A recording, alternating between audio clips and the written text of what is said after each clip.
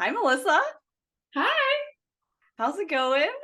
it's good. It's going good. Yeah, I'm Where good. where do you live?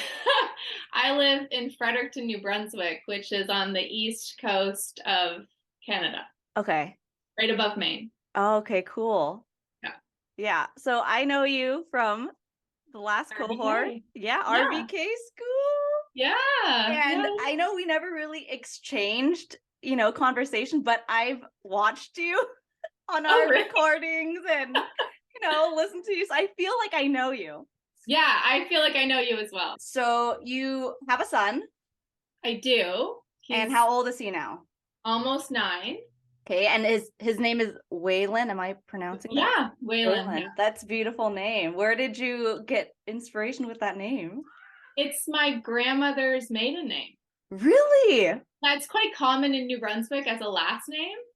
So his name is Waylon Howard, which is kind of funny. I never thought of it, but it could be both names could be interchanged first or Yeah. last name. So sometimes teachers and people don't know which one is his first name, but yeah. Oh, cool. Okay, so Yeah. he's 9 years old. Wow. So we're gonna go back in time. Way back. Yeah, So I know you had a home birth, I did. and it was witnessed by the great Yolanda Norris Clark, Yes, the fabulous. our Yeah. mentor. Yeah. Yeah. Did you know her before that? Were you researching? Like, how did this all start? How did you get inspired with having a home birth? Did you know anyone who had a home birth? I didn't. So this was like 10, 10 years ago. I would have been pregnant, right? Almost. Yeah, because he's about to turn 9. And my husband and I had just moved back to New Brunswick. So that was like 2012-ish. We moved back to New Brunswick. And in New Brunswick, there were no midwives. I mean, it wasn't registered. Like there was no talk. There was no talk of home birth or anything like that. The only option was really hospital. I was an engineer for right out of university, and that's how I met my husband in Texas. And I worked in the oil and gas industry. Uh, but Were you born in Texas? Are you originally from New Brunswick? yeah, Okay. yeah. And I moved to Alaska, Texas, and then Calgary, working as an engineer. I met my husband. We moved to Calgary. And then around, I guess, like 13 years ago, I woke up one morning and was like, what am I doing? I couldn't do it for another moment. I didn't know how I got here. Like, what was the point of life? Like, basically, like a midlife crisis at 29. And that led me on a path to like yoga. I did a yoga teacher training. I did like prenatal yoga training in California and nutrition. I did a whole year-long holistic nutrition course, doula training. I was a volunteer with hospice. I did all these things. So Was this in California? You did doula training too in California? no, that was in Calgary, but Oh, okay. I traveled to California to do a prenatal training Where in California? in Santa Cruz. Oh, okay, cool. Oh, it's beautiful Yeah, over there. yeah, it's so gorgeous. Yeah.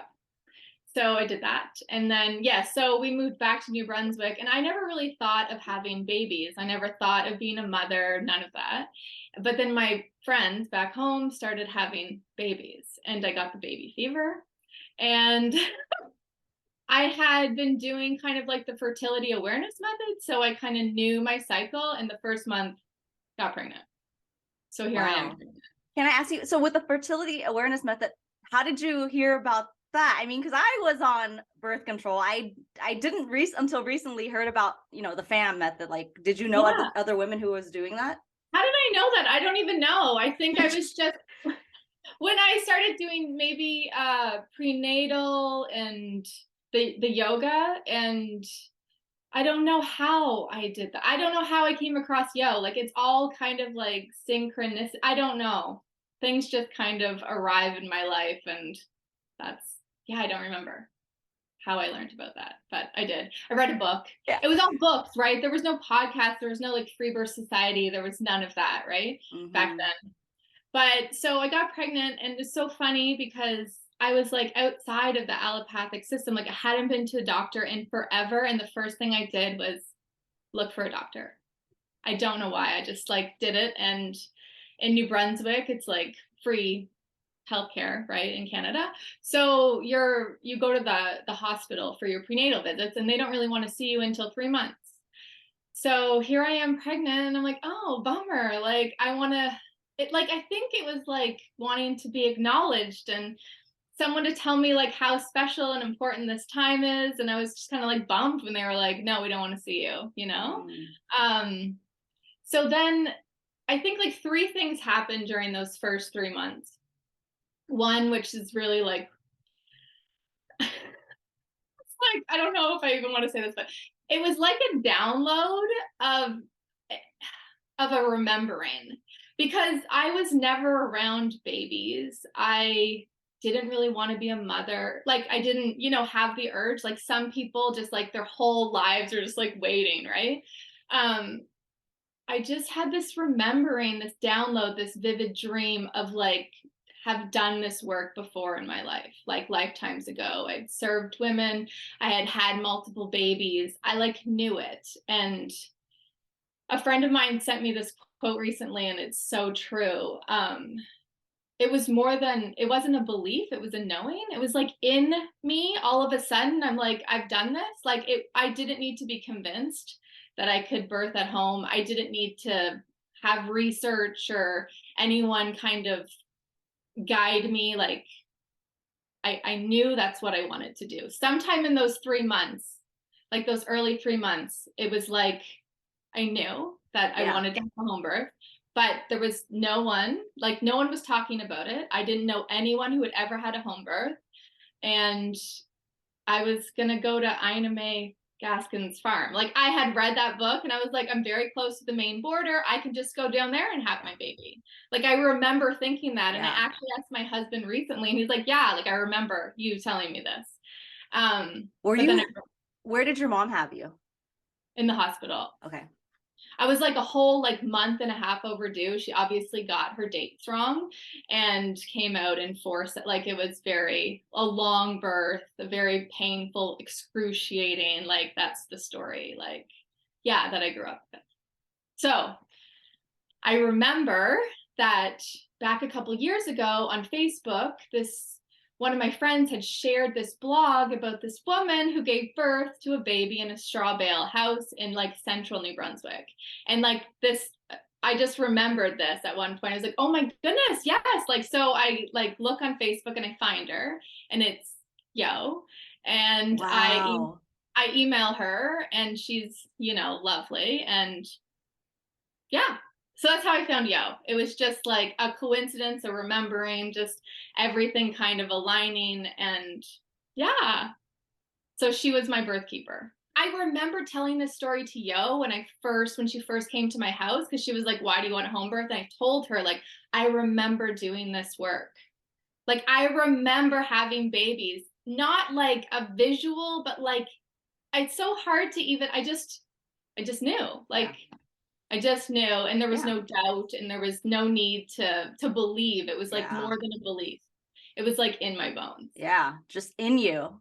in me, Totally. and yeah, and I never had any fear of birth ever. Like I wasn't scared of bleeding. I wasn't scared of the pain. I had convinced myself that I had really painful periods, like when I was, my teenage years, and I was convinced that like I can handle the pain. Well, little did I know it's completely different. But yeah, I had no fear at all, none Wow. of the actual birth, of the physicalness of birth. Like wasn't scary. Or just say I did go to prenatal appointments at the hospital. So I went to the first one at 12 weeks, but I wouldn't let them Doppler me, or that's really it. Like I peed in a cup and they took my weight and they measured my fundal height, and that was it. And that was fine for the first two appointments. And the second appointment, actually, she tried to use a fetoscope, but it was like 16 weeks and she didn't really know how to use it. But since I was really the only one saying no to fetoscope, to the Doppler, she tried to use it, but didn't really know. And it was way too early. So she couldn't. I think they really just want to hear a heartbeat. She was just really wanting to hear a heartbeat. Yeah. Why did you not want to use a Doppler? Yolanda Norris Clark. Like, Okay. so I had read Gentle Birth, Gentle Mothering. So that book and Ina May Gaskin's were really the only two books that I really read. But Yo is a very yes, she doesn't like ultrasound for good reason. And Sarah Buckley also is very against ultrasound. So I had these two very strong women giving me the information, and it all made logical sense to me. And I didn't feel like I needed to hear this fake heartbeat because it's not even real, right? Like it's all modulated, and yes. And so you have an initial appointment with Yolanda, and is it just a conversation? Yeah, but she was very like professional. Because I would learn, like, we got to know each other, right? Like over time. So like that first appointment, like she was, well, when she came to my house, she like had her little notebook, and like she was asking me a lot of questions, like about why I wanted to home birth and like birth trauma, and if like my husband was on board, and just like that. But it was just a super friendly, casual conversation over tea, basically. And was your husband completely on board? He didn't really I did, yes, I guess I told him, we were talking about this other day, like I didn't really care. I was like, I was basically like, yes, like I said I wanted to home birth, and like he stayed in his lane. Like I don't, it's not, it wouldn't have mattered, and if he had fear, I'm not the one to dispel his fears. Like he has to take care of his own stuff, and if I was prepared to tell him to leave the birth space. This is my body. This was happening to me, and I knew that this is the way that I was going to birth. And he's lovely, a human, so he was completely supportive and never questioned a thing at all, and kind of just like tagged along for the ride. Yeah, it sounds like you guys are in alignment. Yeah, really. And like, yeah, he's just really easygoing. So I think that there would be no way that he would even question it, because I wasn't even questioning it. You know what I mean? Like he trusted me, and that's just. How was your pregnancy? And were you craving anything specifically? I was a vegetarian up until my pregnancy for, gosh, I guess like 5 years. And I started craving meat. Like I couldn't, like I just needed the meat. So I started eating meat again, and it grossed me out at first. Like it just, oh, like, because to be a vegetarian, you have to convince yourself not, like, do you know what I mean? There's like beliefs that I had to like dig through, but like I wanted meat so bad, especially in like the second trimester. The first trimester, I was like really nauseous, but not throwing up, and eating a lot of like sesame seed bagels and orange juice. Like that's all that I wanted. And I slept a lot. And even like the smell of the refrigerator wafting into like the house, I couldn't. It was just like I was so sensitive to smells. But yeah, so my pregnancy, after I think like, the 3-month mark, was fine. I didn't have any kind of complications or anything like that. Yeah. Okay, so you went from vegetarian to meat eating. Yeah. And you felt great in your body. Did you walk? Did you work out? So we were living on 26 acres in this like beautiful log home. That's what we bought when we moved back to New Brunswick. We don't live there anymore, but so I had this huge garden, and I had woods, and I had this new dog. Daisy was like a year or so old, and I didn't work. I was just home. And yeah, I was just by myself, kind of like pregnancy wasn't easy. Like the physical bit just kind of, it mirrored itself. Like the physical bit was fine, but the mental bit that you have to go through was really hard for me, especially being alone and alone, like physically, like at home by myself and my dog, and doing something that no one did here. I was choosing the opposite of what all my friends were doing. I had a friend who was pregnant at the exact same time as me, and her pregnancy and birth was very medicalized. So it was just, I was very alone in how I believed, and the things that you go through. Like, I guess my biggest thing through my pregnancy was that I really wanted an ultrasound. So at 20 weeks, I went back for my third prenatal appointment, and I wouldn't do an ultrasound. And it was normally a nurse practitioner that came in, I think. wasn't a doctor. They sent two doctors in, a male and a female doctor. I was by myself, and they proceeded to tell me that if they didn't get to see the, like, if I didn't submit to an ultrasound, I was putting my baby at danger, at risk. My baby could be born with their intestines on the outside of their body. Like, they really needed to look at the baby. And they went on for, like, it seemed like forever, but it was probably like 5 or 10 minutes to a first Dang. timer. Wow. And that was the last time I went back. Okay. So I never went back after that. And but I really wanted an ultrasound throughout my entire pregnancy. Like, I wanted that ultrasound, just a quick little peek, because I was convinced my baby was a cyclops, like, that had just one eye and had one arm and 3 legs. Like, I was convinced. It sounds hilarious and, like, so, like, almost impossible now, but, like, I wanted it so bad. Yo and I had these conversations, I mean, 10 to 20 times. Like, I just want to peek. Like, why can't I just go get a really quick peek? And she just, in her patient, soft, caring, but also no bullshit way, she went through the logical kind of conclusions to it. And she didn't waver. I mean, she just needed to say, okay, Melissa, just go and just have a quick peek and you'll feel better. But she didn't. She was strong in, like, her belief that I didn't need to give my power up to anyone. You know, she was unwavering. Like, Wow. I'm telling you, like, if there would have been just, like, an ounce of her doubt, not doubt, but just, like, fine, just go get it. Yeah. But never. Wow. That's And amazing. and it's one of, like, the proudest things in my pregnancy is, like, holding out, because it was torturous some days. Like, cyclical thoughts, like, Yeah. of my baby being deformed. Yeah. Yeah. Well, I know it might sound weird to others, but I mean, that even came in my thought, because I had a wild pregnancy with, no prenatal care. And that thought went through my head. Like, I wonder how my baby is going to look like, Yeah. it definitely went through my head. And I just tried to, it would come through and I would really have to try to push it away. Yeah. Maybe I don't even think I faced it. I kind of just didn't give it energy, but I totally feel you on that. Yeah, and there's also this cultural belief or idea that the ultrasound is how we bond with our baby. Like, I got the ultrasound and now I can bond with my, like, and then I was like, oh shit, like, how am I supposed to bond with this baby? I honestly, there was a part of me that didn't really believe I was pregnant. Like, I knew I was pregnant, but there was also that part of me that was like, I don't know what's in there, Yeah.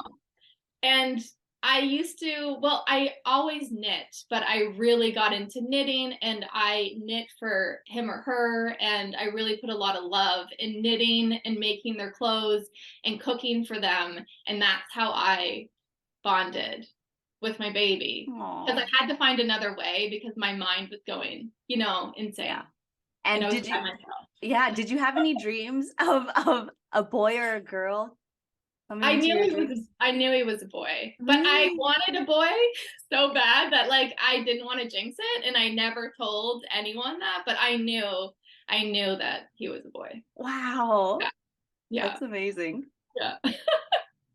Okay, so you meet up with Yolanda, and then, during this time, are you ladies talking about, what you want at the birth? Are you planning postpartum already? Like, what is that looking like before the birth? Well, it was very casual. I don't remember ever talking about, like, complications or having any of those conversations. I didn't plan for postpartum. Postpartum was the hardest bit for me.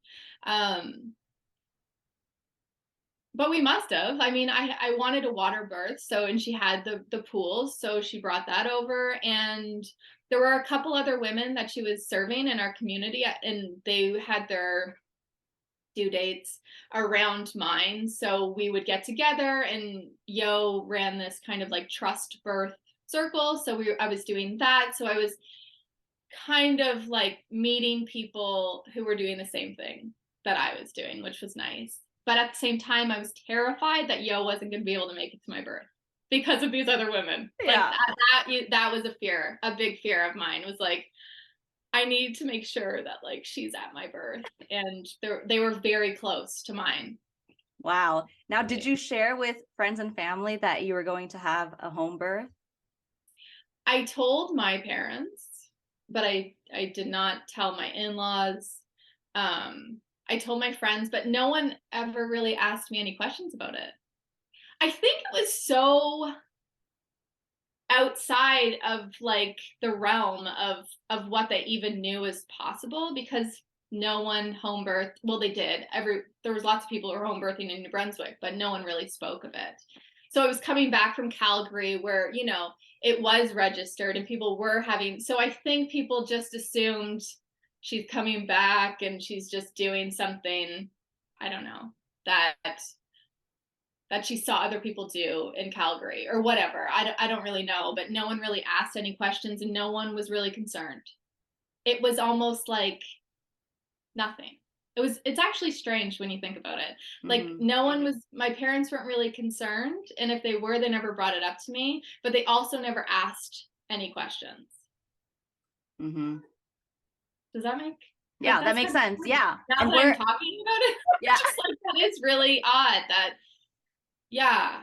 I don't know. I wouldn't want people to try to convince me not to do it or like bring all their fear into my sphere. But at the same time, no one was really saying anything. Mm-hmm. Where are your parents living at this time? Are they in the same in town? Fredericton, in the same town. Oh, okay. Yeah. Okay. I don't know if I gave off that energy too. Like maybe that was it, that I was kind of like, this is what I'm doing and stay out. Yeah. Too. Yeah. Well, even thinking about it, right? I mean, when we tell people that we're pregnant, the first question isn't where. Mm-hmm. Now that I think about it, even with mine, right? It's not like, oh, where are you going to do it? It's like, oh, have you gone to the doctor? Or like, yeah, when are you due? Exactly. Yeah. Exactly. I think maybe this will shift, the paradigm. Yeah. Yeah. I mean, because I know that's, as RBK, it's like, that's my, like, so where are you thinking of doing? Yeah, that's for the first thing too. That's what I want to know. Yeah. The birth was really simple, and I say it was no big deal. Not that it wasn't a big deal, but that how our culture has framed birth as like a big deal. Like it's an emergency, it's a medical event. My birth, like the physical bit, was no big deal at all. And that's why I haven't shared it, but you'll see. I'll share it now. Yeah. I mean, it's because I want to see, because I've heard a few now birth stories, but I always like to see, like, oh, is this stage? Like, did you feel this too? So I had been like having kind of sensations a couple days prior, and I had called Yo and like in 4:00 in the morning, because there was another woman who was due at the like around the same time, and she kept pushing. Like she was supposed to have her baby like a week before, and the baby never came. So I was really getting concerned that Yo wasn't going to be at my birth. So I call her, but then I call her back and say, no, it's all stopped and whatever. So my husband's from Louisiana, and he's a college football guy. And his team was going to like the national championship or whatever. I don't even know. That night. So what month is this? This is January. Okay. So it's dark and cold and lots of snow. And we're living in this log cabin. Beautiful house actually. And so he had stayed up all night, and he had just come to bed. It was January 7th. He had come to bed around like 1 or 2 in the morning after watching his team win the national, state, whatever. So they won, like, which is so rare, and they went undefeated that season. It was a big thing. And then I woke up like, I don't know, a couple hours later, and there were sensations. Like there were contractions, and I was excited, and I got up, and like we had patio doors, and I was staring at my reflection because I turned on, and I was really like loving it. I was like getting into it. I was so excited that the baby was coming. And I kind of like stayed up for like an hour or 2, and then finally went back to sleep. I was able to get back to sleep. I woke up at like 6 or 7 in the morning and called Yo, and I'm like, I think it's happening. Like, contractions aren't really slowing down any, it's still way manageable, but I think it's happening. So it had the birth pool already at my house. And so all the stuff was already here. And Yo said, okay, I'll be over around like 10 or so this morning. So I don't know. I got up, I think I made breakfast, and they were coming, but they were so manageable. Like it was really nothing. Now looking back, if that would have been my second or third kind of pregnancy, I probably could have gone to work and taken care of my kids, and it was really no big deal. But it's the first time, you just have no idea, right? Like if this is like like what's happening. So we ate and we were timing the contractions because like that's what you see on the movies. I don't know. We were just kind of excited and all of the stuff. So Yo came, and what was so fascinating is like Yo's presence in person is like so serene, and like her voice is like so soothing, and she doesn't have like a big boisterous like energy. She's very conscious of like how she holds herself. So when she came in and everything stopped, like everything, like my contractions, everything just completely went away.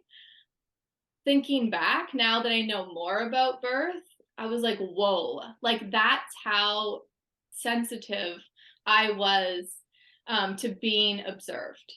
Like that's how, like that's how sensitive I am, because I'm an introvert, and you know I could easily be a hermit. Even her serene presence kind of disrupted the flow of what was happening in my house. And she was a pro, so she put her stuff down. She was like, I actually have to go to the grocery store, so I'm just gonna pop out and go to the grocery store, and I'll be right back, like an hour or so, because everything looks fine and everything looks good and you're doing great, but you're a ways away, you know, like from birth. So she left, and I went upstairs, and I think I went to sleep for a bit. She must have come back around like, I don't know, noon or like 1 o'clock. And I just remember the afternoon just being chill and just like hanging out and walking around my living room and thinking that this was birth and having no idea of what was to come, you know, like those like early fun stages, like, oh, this is great. And thank goodness it was winter time, because darkness came at around like 5:36. It was like dark. We had candles on, and my other birth keeper came. She was traveling from like Moncton, which where I was living was around like 3 hours away. So she drove all the way, and she and Yo worked together. They were like their best friends. And she's a wise woman as well, and she had had all her babies at home, and her mother had all her babies at home. Like she was the wise woman too. So I had both of these women at my birth. I don't even know how I lucked into this, but and now I know how rare of an experience I had, like first birth at home with these women who were just there to witness me, like not trying to like fix things or, you know, do anything, save me. They were just there. So Nat arrived around like 5:30 or 6, and that's when things started picking up. Like my husband says, after around 6 o'clock, I just remember everything just going all primal. Like it was just like primal. Like I was in it. Like Natalie said, why don't you try to just like walk up the stairs, and 2 at a time? And I'm like, so I started walking up the stairs 2 at a time, and I hardly could do it. Like I had to stop and like really focus on my body and getting through the sensation. And I would get to the top of the stairs, and Yo and Nat were like, okay, well, why don't we just go into the bathroom, and maybe you want to squat and see how that feels? Oh my gosh, no. The squatting, that was so intense and so terrifying for me, like the intensity of what that felt like when I was squatting. So from that point on, never squatted again. It was like, holy shit. Like I have upgraded the level of this birth experience. Like that's where I'm going, to that level of like discomfort and pain, because it was pain. I hate using the word pain, but it was so painful, but it wasn't like cutting your arm off pain. You know, like it wasn't suffering. I knew I was going to meet my baby, and I knew that I could get through it, but it didn't make the pain any less, if that Yeah. makes sense. I was talking to my mom last night and I was like, it's painful, but it's like a really, really bad tummy ache. And you know you're gonna get through it. You know? Yeah. Yeah. But like it's like your whole body is like Yeah. shaking, and like I remember I couldn't catch my breath. Like it was like like high, and like Nat was and Yo were both like, okay, like can you try to like really like get that into like a like a more like lower register. And Yeah. that really helped to bring me back into my body too. I think I was kind of getting scared. I think really like just like, whoa, like this is not what I expected. I thought I had like painful periods and I was going to be able to like get through it like I did. And it was just a little shocking, you know?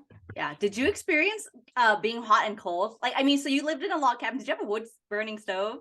No, but we had this huge wood doctor outside because our house was like radiant heat with water in the floors. So my husband was like firing the wood in the big wood doctor. But no, I don't remember the temperature Okay. in my like being hot or cold. So that was like, I don't know, 8 maybe at night. And then I made my way slowly back down the stairs and into the pool and labored there, like on my back a lot, like floating felt really good.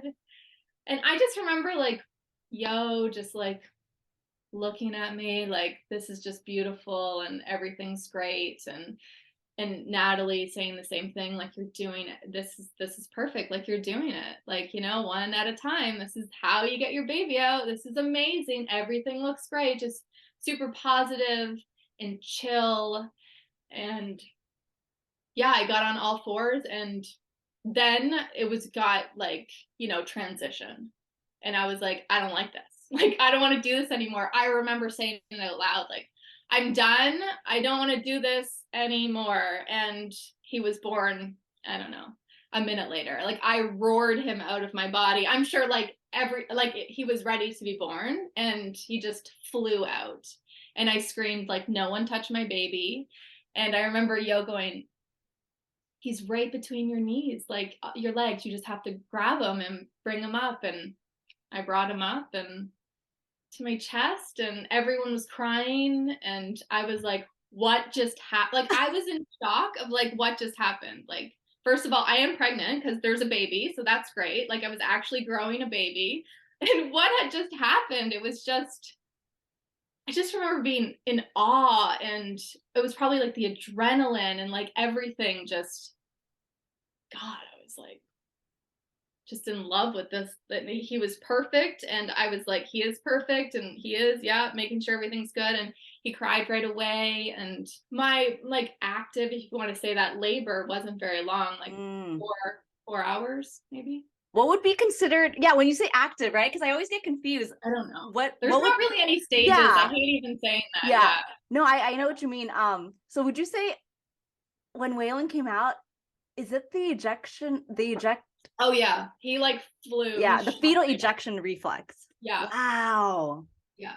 Do you But I recall? also was like, I'm getting like, I think it was like a combination of both, because I remember just really wanting him to come out, but I know that like that's not enough. Like, I think it was also because he shot right out of my Wow. body. Yeah. Would you say you did that? So you did push? Oh yeah, I pushed. Yeah. Yeah. I pushed too. Yeah. Um, Oh, I yeah. pushed, and I was like over it. Like I was ready because like, you know, his head was like molding, like, and pressing, you know, up against and coming back and pressing up and going back. And then I was just like, I just want the baby out. Like I can't do it anymore, you know? And I always like think back and I'm like, Melissa, all you had to do was breathe. Like all you had to do is just like, you know, because sometimes you see those birth videos and the mom is just like this gracious, like patient, Yeah. like breathing through it, and you can see the baby's head and you know what that feels like. And she's just this like God, and I was not. I was like a wreck. I was like, I just want this baby out of me. Yeah. That happened with me too. Because okay, so do you remember in the one of the case studies, were you there when we were watching it? One of the women was in the shower and she Yeah. was kind of chill, and it didn't, and she kind of was like squatting in the tub, and it kind of just came out Yeah. like the baby. Like I don't Yeah. know if she was really, yeah, that didn't happen to me either. I felt, you know what, when it was happening, when he was crowning, it actually went through my mind where I was like, I don't feel an urge, I don't feel any kind of sensation to push to, but I did because he was crowning, and I was like, I want him out, I want to meet Yeah. him. Yeah. Because, yeah, and it's so uncomfortable too. Like, the stretching, I just felt like it's an interesting feeling that you're not used to feeling either. And yes, I want to meet my baby, and I just want this to be, I'm just over it. Yeah. I just remember feeling like I'm over this. Like, it's been fun, but no. Yeah. Like, I'm ready to Time meet to my cross baby. the finish line. Yeah. I saw your birth footage that you have Oh, on your yeah. Instagram. And so yeah, it looked like it was complete darkness. Now, the whole time, was it like that, or the room in the tub, it was just dark? Like, were It you was like, like I that. want it? Yeah. It was all dark. Yeah. Nat had a flashlight, so I think you can tell that there's like Mhm. a flashlight there, but no, it was all dark and there was candles. Yeah. Yeah. And you knew you wanted that kind of ambiance. I didn't. I You didn't didn't. specify that, but it was very helpful for me.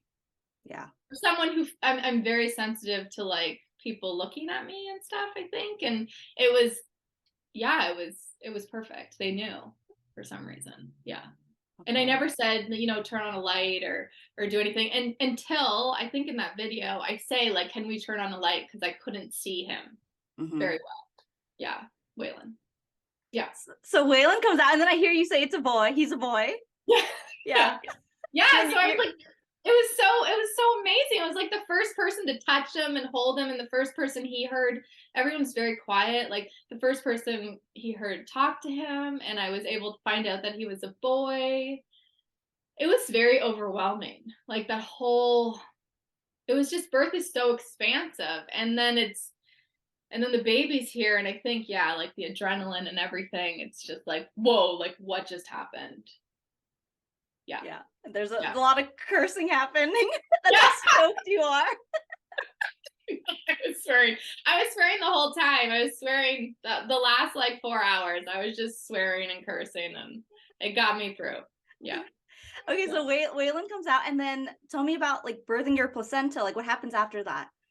Yeah, so Waylon comes out, and then, Nat and Yo help me over to the sofa. My sofa wasn't very far away. And they make me like eggs and toast and like food. And I start nursing Waylon, and it's all like pretty chill. And it must have been like 40 or so minutes later. And Yo was like, it's time like to get your placenta. And I was like, no, thanks. I don't want to. I don't want to. I don't want to do it. And she's like, it's not going to hurt. It's not going to feel like anything. It's just going to feel like a plop. And so they held me like underneath my arms, and I was holding Waylon, and I just squatted over a bowl, and it just plopped out. There was And there no was no push. bleeding. I bared down a little bit. Mm-hmm. Yeah, I did. Yeah. So she said just to like bear down a little bit, and it'll come right out, and that's what it did. Mm-hmm. Yeah, And and there was no bleeding or anything. Yeah. did you decide to do a lotus birth, or what did you do with the umbilical cord? We just cut it after a while. It must have been like 2 hours or something. Yeah, we just cut it. I wish I would have burnt it. If I could go back, like I really think that that's quite beautiful.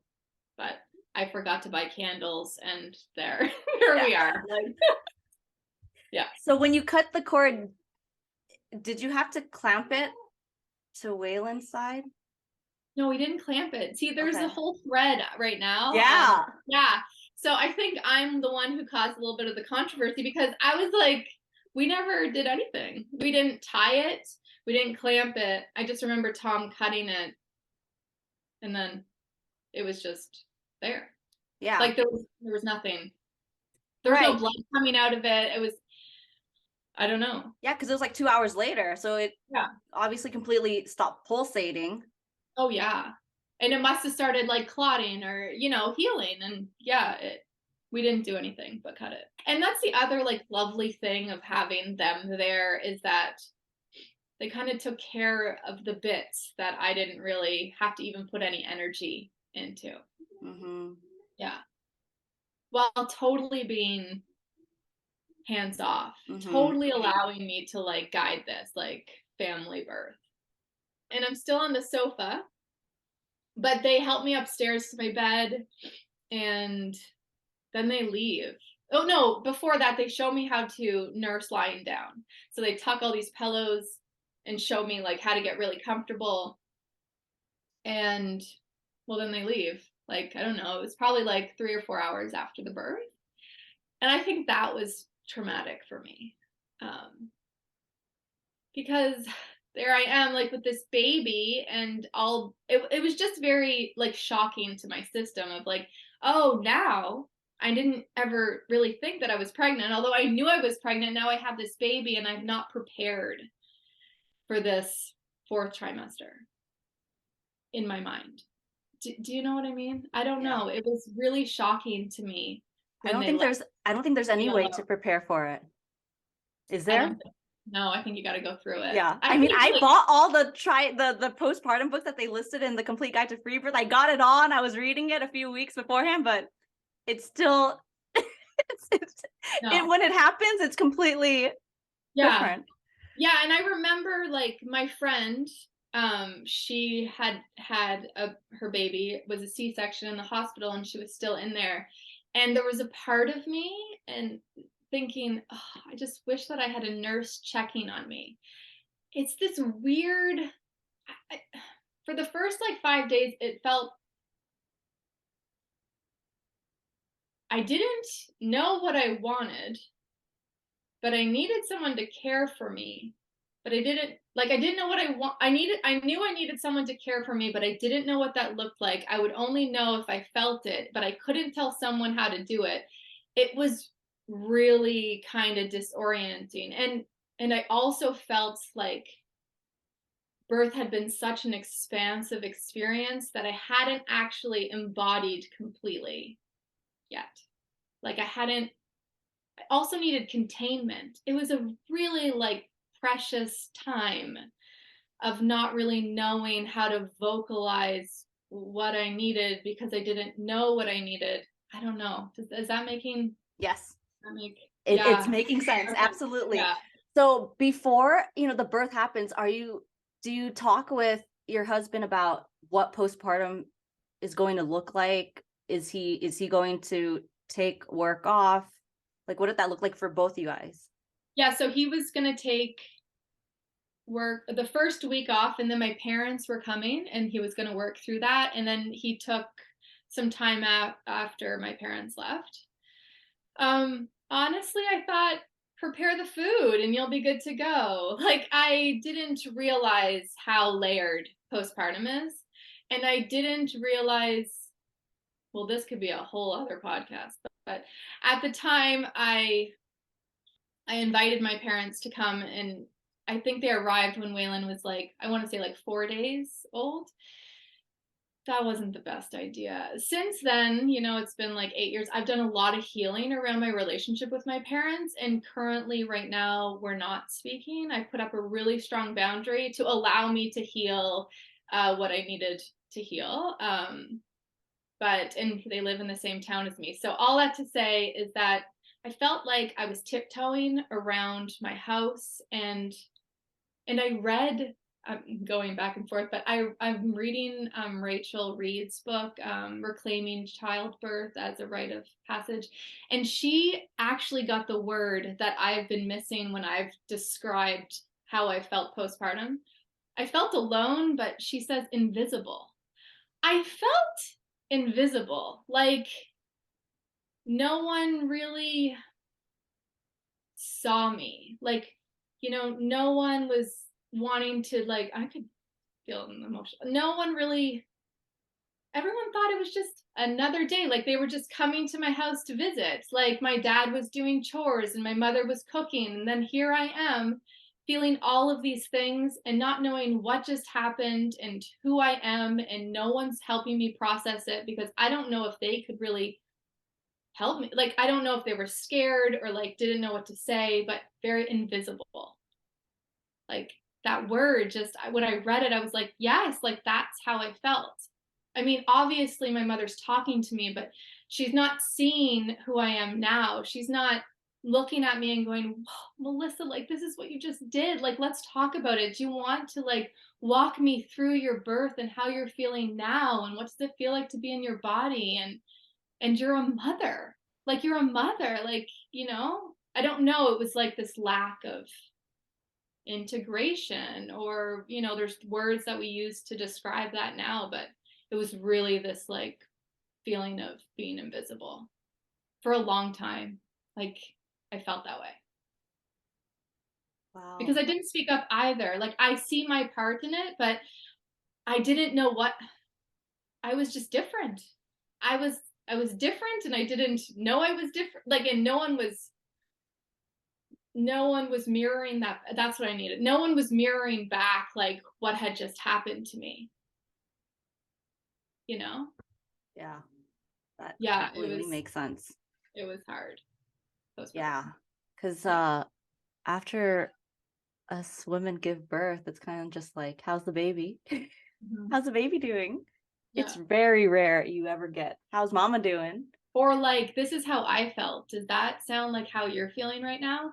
Like, just because I'm sure my mother was like, how are you? Like, but I'm good. I don't know how I am. Yeah. Like, I need someone to put the words and show me, like, yeah, I needed the mirroring. I needed like the wise woman. I needed more the energetic kind of presence.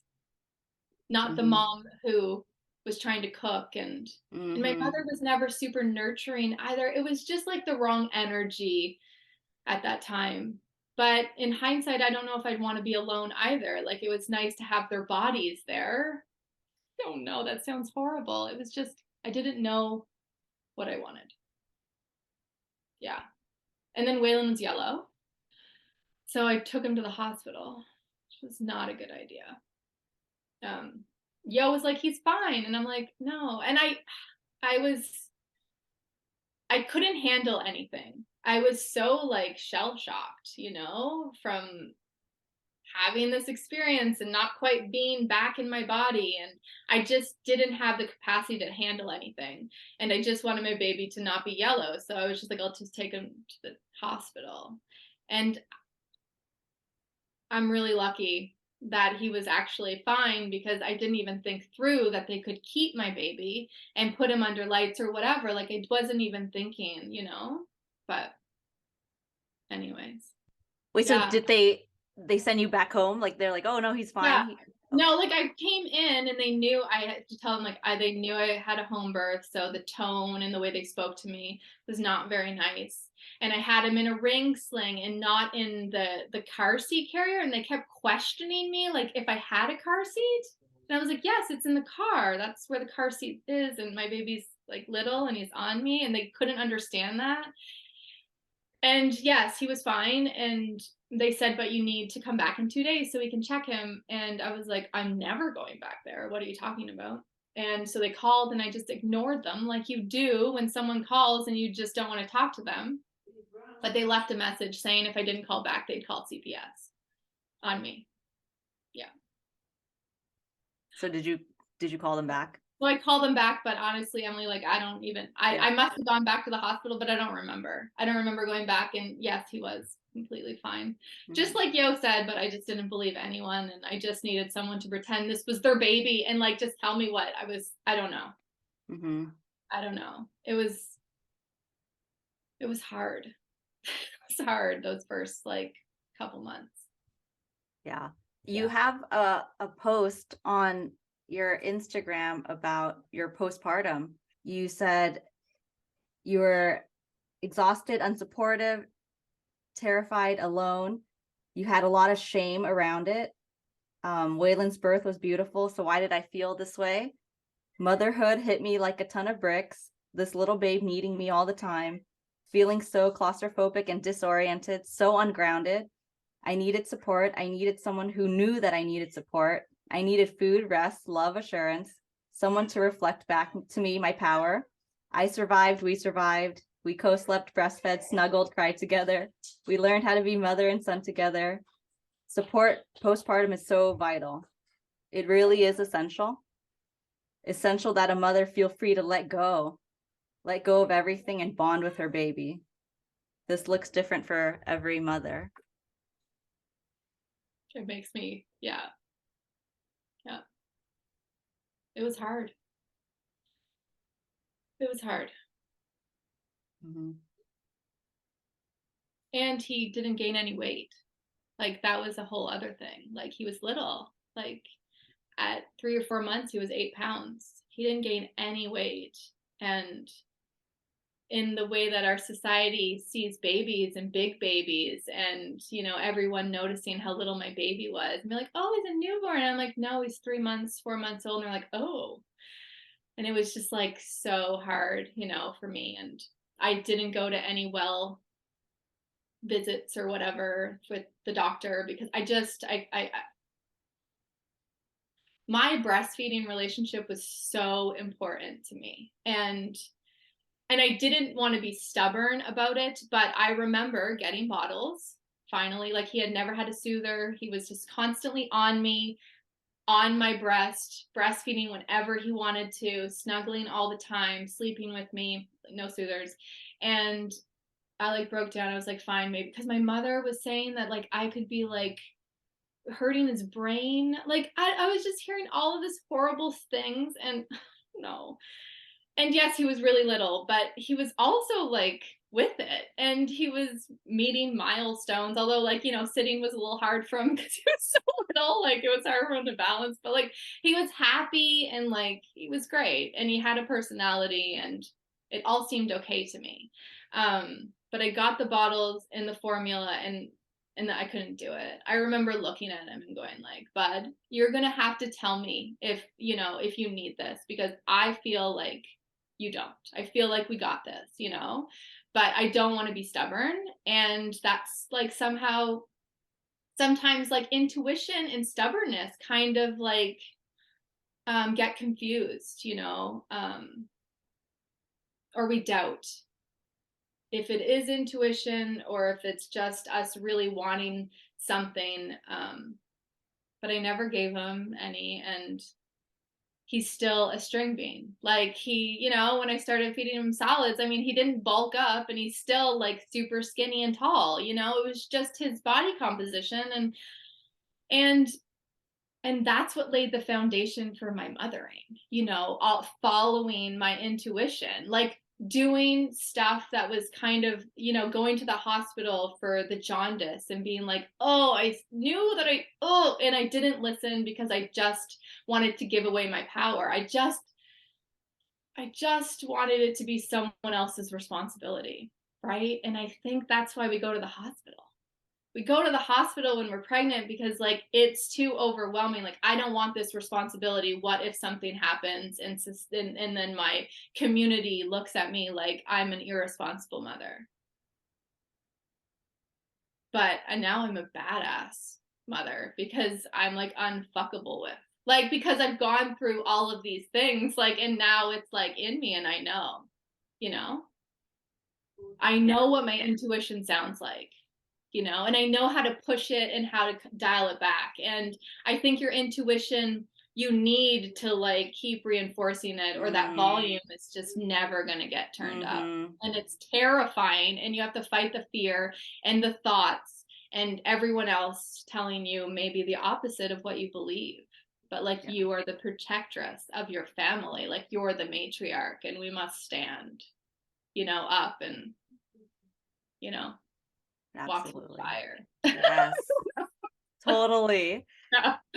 So going back to your postpartum, like if you could, you know, turn back time, or if, you know, if you have another child the second time around, like what would you want postpartum to look like for you? Could there have been anything done differently? Because I know my postpartum wasn't amazing, and there are some things I would want to do differently the next time around. I definitely needed support. I think that I would seek out someone who knows how to take care of a woman postpartum. Like, I would seek out a sister to help, to be there. And I don't think I would ever go through the same thing again because I know what happened in my postpartum. I would be very vocal and I would really set myself up to be alone, like not to be alone, but to have like my cocoon, you know, of trusted people and not feeling guilty of like having my parents not be there, you know, like really setting my boundaries. But I don't think it would ever be the same again because I'm just not the same person I was back then. I'm just so much more confident and I just know so much more about myself and I know how to set boundaries and I know how to like tell people to F off and not feel bad about it, you know? Because I had all the food and my husband was there and he was doing the best he could. I mean, he's a dude and like just, you know, like I don't know, they're not the greatest at doing all the things, but like he was really trying and it was winter, which made it a little bit more difficult because you couldn't, it was freezing. It was so cold that winter. It was like minus 35, lots of snow all the time. So you can't really bring a baby out and go for walks. So that was really hard. But I think a community. I think that we need to have sisters.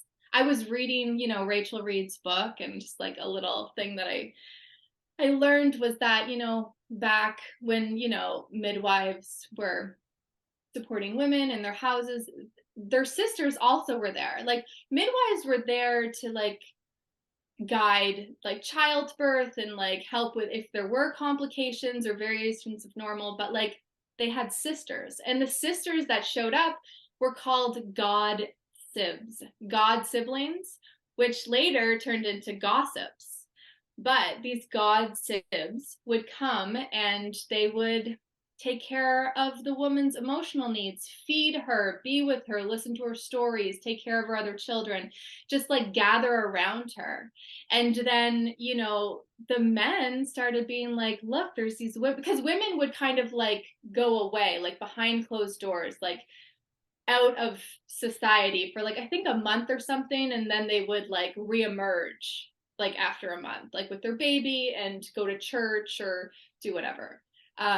But in that time, they were surrounded by their women, and men started being like, "Well, I want my wife at home, taking care of me." What are those women talking about behind closed doors?